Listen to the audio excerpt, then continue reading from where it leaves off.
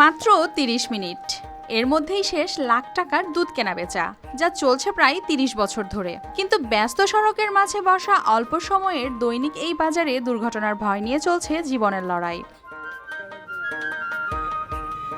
নওগাঁর মান্দায় লক্ষ্মীর মোড়ে প্রতিদিন জমে ওঠে দুধের হাট, যার নেই কোনো নির্দিষ্ট জায়গা ও স্থায়ী অবকাঠামো।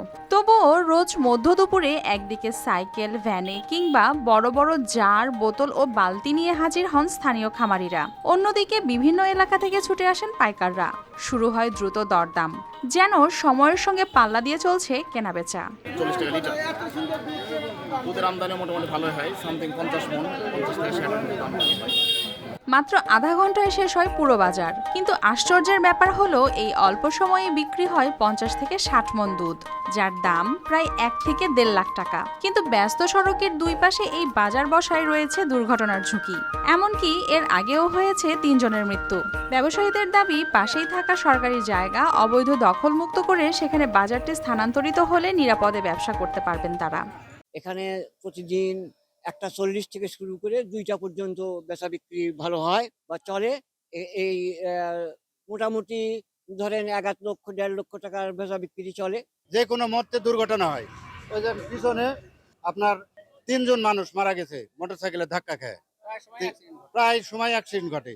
যদি আমাদের পাশে কিন্তু সরকারি জায়গা আছে, বাজারের সাথে লাগানো সরকারি জায়গা আছে, সেটা হয়তো দখলে লিয়ে রাখছে, কিন্তু ফাঁকা আছে জায়গাটা। ওখানে যদি ভরাট টরাট দিয়ে আমাদের দুধ বাজারের জন্য যদি জায়গা করে দিত, তাহলে আমরা উপকৃত হতাম।